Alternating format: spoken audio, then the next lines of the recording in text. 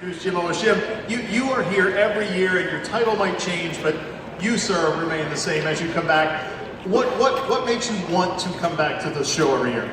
So with Lance and the entire Carlisle event staff and the families and friends that come here each year, it's built such a community. You guys have helped support this enthusiast community over those years, and it's a place on my schedule at each end of May, beginning of June, where I have to actually be here in Carlisle.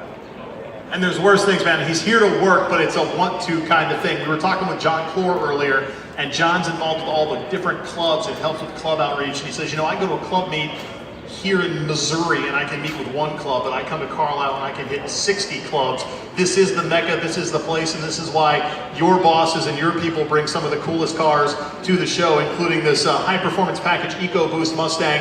And without further ado, we'll turn it over to Jim Owens, who officially is the Mustang and Shelby brand manager this year. Next year, who knows? But this is what he's doing this year. We'll hand the microphone over to Jim so he can talk about this beautiful car. Go ahead, Jim. This is Pam from NortheastWheelsEvents.com. And if you guys want to come around the car, please feel free. On behalf of Ford Motor Company and the Ford family, we truly appreciate you and what you do. Ford would not be where we're at today without the loyal enthusiasts and the people who support the Ford brand and the Ford family, since Henry won his first race in 1901. We always love coming down here. We always bring down our senior executives, and there's a lot of them coming, more than we've ever had at Carlisle, that will be coming this weekend to share in your guys' passion. So on behalf of Ford and the Ford family, I want to say thank you. How many of you have heard about our high-performance package, EcoBoost? All right, so I want to give a little bit of a background and a story on it. How I started to get involved in the performance-based Mustangs was based off of a predecessor of this car. I was in Southern Virginia in Martinsville calling on a dealer, and the dealer, Terry Mitchell, said, son, they don't like you for two reasons. One I can fix, the other one I can't. So I bit and I said, okay, what is it? And he goes, first, you're a Yankee. And I was in Southern Virginia. He's like, I can't fix that. He said, second, you don't know a lick about racing. So he called his service manager, Arlen Hampton, out of the back and said, Arlen, do we still have that SVO Mustang out there? Bring it up, the factory guy's got to drive it. He took me across the street, and this was, before NASCAR became huge. I'm not going to say the decade, but let's just say it was the 80s. Took me out there right across the street, and I did 50 hot laps in an SVO Mustang on the paperclip at Martinsville. And I'm like, I'm sold. No longer am I just going to be doing drag races out at US 30 drag strip. I'm going to be driving on racetracks. The reason I bring up this story is that is the last performance-based four-cylinder Mustang that we really did. How many of you remember that old SVO Mustang? Four-cylinder, turbocharged. We used it in the Merkur engine, the Turbo Coupe. You remember the Motor Trend car of the year, Turbo Coupe? Four-cylinder that put out, I think at the time, 190 horsepower, right? Some number back then that was huge, right? That was the last four-cylinder performance-based, like true architecture performance-based Mustang that we did. Fast forward to the 15 and Gen 6, when we came out with the EcoBoost engine in there. Now, when we launched that engine, it had 300 horsepower, a little bit over 300, I think. Can't remember the exact number. But if you remember when we launched Gen 5, the V8, the fifth generation, our 8-cylinder had 300 horsepower, right? We were all proud of that. The next generation Mustang, the 4-cylinder, half the cylinders, better fuel economy, better efficiency, had more horsepower than the original 5th generation V8. So, how did this one come to be? A lot of our engineering team and performance team are enthusiasts just like you. So out at the Arizona Proving Grounds, we have a test track that we call Route 66. And it matches the desert. It's hard to see. There are tumbleweeds blowing all over it. And our engineers and driving folks who are enthusiasts, who are in Arizona living in an apartment full time, even though they're based back in Detroit, they have idle time on their hands. And you know what happens when car enthusiasts have idle time on their hands and a test track and a garage and parts to play with. They went and took a test mule Focus RS. How many of you guys know the Focus RS or driven it, right? 350 horsepower, 350 foot-pounds of torque, all-wheel drive, torque vector, just an absolutely wonderful car. So on that test mule, they take the engine out of that car on the proving grounds, in the garage, on the weekend. They twist the mounting so that it can mate up to the rear-wheel drive platform. They jury rig basically the connection point between the engine and the transmission, and they start developing this play toy. Lo and behold, Carl Whitman, who's the Mustang chief, comes out and does some of his evaluation drives. They're sitting over there having beers, and they tell him about this car.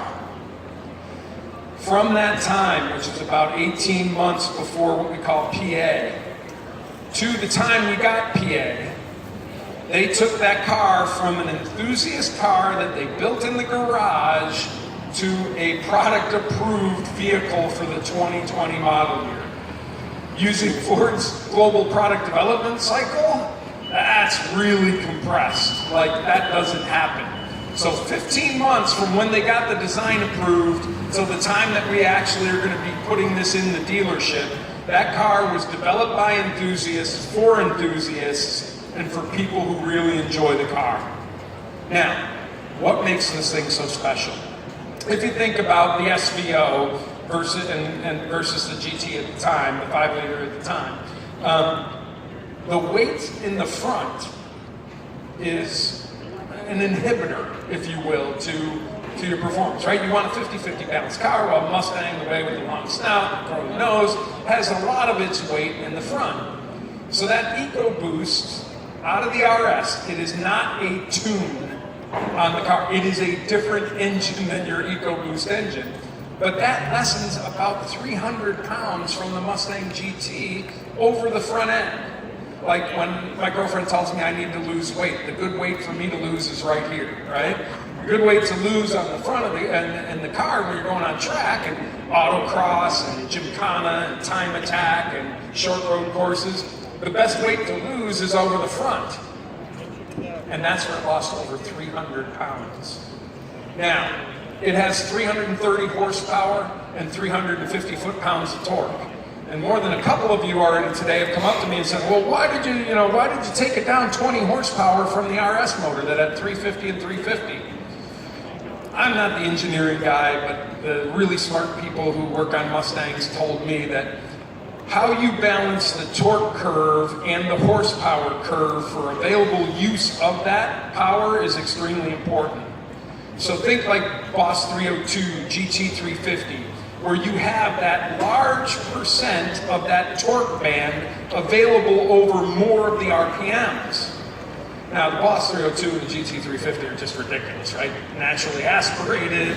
That power band is 90% above from 2300 to the red line. This one has more than 80% of its available torque from about 3,000 RPMs to the 7,500 RPM red line. Now, why is that important? If you run short road courses that are very tight, you want to be able to post-apex, get into the RPMs and get back into that throttle as you're coming out of the turn because it's faster. That is what this engine was calibrated to do. So this EcoBoost RS-based engine producing 330 horsepower and 350 foot-pounds of torque is calibrated so that it can run not only time attack and gymkhana courses and autocrossing, but your short road courses. I mean, quite frankly, at Waterford Hills in Michigan, which is a very tight short road course, I'd probably grab this one over a Performance Pack 2 from the weight and the suspension setup time. So this car is extremely well done from a performance and handling basis. And when you see stuff on the internet that says, oh, I can get my tune from, one of the groups here, and they do good tunes, don't get me wrong, right? It's not a change in tune to get you the extra 30 horsepower, right? It is a completely different engine developed for that performance on the road courses and the autocrosses and the gymkhanas that you want to do. And our friends at Gateway, Lonnie and Jason, today over on the ride along, which is back up over the other side of the hill, we have one of the TTs that are out there that they're giving rides in. Lonnie, who did the test driving this morning, didn't get it out of second gear because he's able to take the torque out of there. It's fun. So if you get a chance, seriously, go down there, get a ride with Lonnie and Jason today, because we'll have an orange one just like this on. So some of the difference specifically in the car beyond the engine, what you see here is the high performance package with the handling package that comes on it. You can buy it in an automatic or a manual, which on the EcoBoost side, on the 4-cylinder side, is really important. You know, on the GT side, we're almost 50-50 third pedal and automatic. On the EcoBoost, we're more than 80% automatic and 20% manual. So for this customer who wants to enjoy this performance, and you know, their mom or dad didn't teach them what that third pedal was really meant for, you can actually still enjoy this car. For some of you who are, you know, my age, you might recognize the badging on the side here. Do you guys remember the Hypo 289 we did with the badges? If you come up there and look at it, it looks very similar to the old Hypo badge. But because my enthusiasts have told me that I can't call a Hypo a 4-cylinder because of its history with the 289, we're still calling it the high performance package, but you can tell from the side of the badge with the little race flag checker piece on there, so it's going to be almost instantly identifiable. This is a pre-production vehicle, but on the actual vehicles on here, and you can see it on the orange one if you go over for the ride, we have a tape stripe along the deck lid, along the hood piece where the bow comes out here and draws it along and fades out to the side. We will also have this carbon material, it's not carbon fiber, color on the skull caps to differentiate it. And of course on the back you'll have the rear spoiler that is in the same color as the skull caps. And of course on the, you know, no Mustang specialty vehicle can be 100% complete without the faux gas cap in the back. This one actually has the unique Pony trigger. So from the front and the rear and the sides, you're going to be able to tell that this is a special 4-cylinder Mustang. Internally, and this, for those of you who own like Shelbys and Bosses and the 50-year limited editions, even the Gen 5 or Gen 6 when we launched, you have your Mustang badge in the center. But on this one, and you guys can come around here and look at me when you want to, we're also including the chassis numbers on these. So we will be able to track this not only by VIN number, but by chassis number on the badge. We'll have it open in here. This is a TT, so understand it's a pre-production unit. So those are the major differences. When you order the handling package, which this one has on here, you can see it also has a GT front splitter. You also have the bigger brakes from the Performance Pack 2 that comes on there. So that on the handling package, you can also get the MagneRide. Comes with it, so that your suspension, for those of you who aren't familiar, firing an electronic pulse into the fluid that has metal particles in it that actually changes the compression of the fluid in the suspension system, so that if the front left hits a rumble strip or a pothole, by the time the back left gets to it, it's already adjusted for it. So this is our 2020 high performance package Mustang. I did not call it a Hypo, but I'm assuming some people will call that for short. That will be available in the dealerships as a 2020 model year, probably Q3 of this year. So on behalf of Ford and the Ford family, I want to thank all you enthusiasts for being here and a little walk around on our high performance package EcoBoost. And if you have any questions individually, I'll stand around here for a bit and answer some questions. So thank you so much, guys. I appreciate it. Can you pop the hood? Oh yeah, sorry. Somebody asked me to fire it up, and Rob was nice enough to leave me the keys. There we go. One of the things on the calibration on this, I know, you know, there's no replacement for cylinders when it comes to the sound on the exhaust. Now, your 4-cylinder is never going to sound like an 8-cylinder, right? It's not going to sound like a 5.0. It's not the same firing order, not the same cylinders, not the same compression. But in the calibration, this is the best sounding 4-cylinder I have heard. It leaves a little bit of fuel. The pencil stays open a little bit longer on the decel, so maybe just a tiny bit of fuel is in there. So you get that popping back through the intake that makes it sound menacing for a 4-cylinder. It gives it that unique Mustang sound. So we'll fire it up here.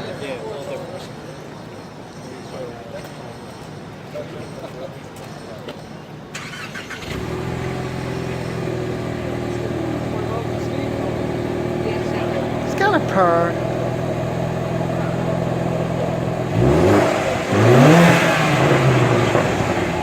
See that? Hear the little pop back through the intake? Yeah, I mean, it's not an 8-cylinder, it's not a sound like that.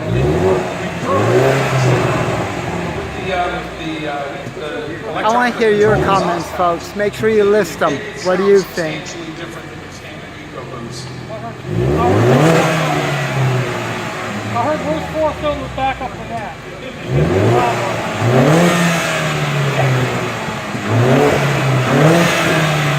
It's got some meat on the tires there. 265 40s ER 19s up front.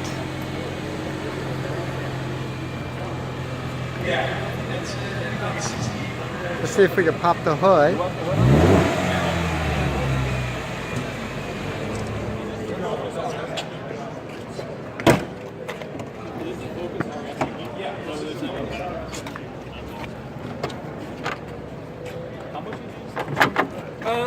This package will be about 32-ish, so it'll be below a base Mustang GT with magnetic ride.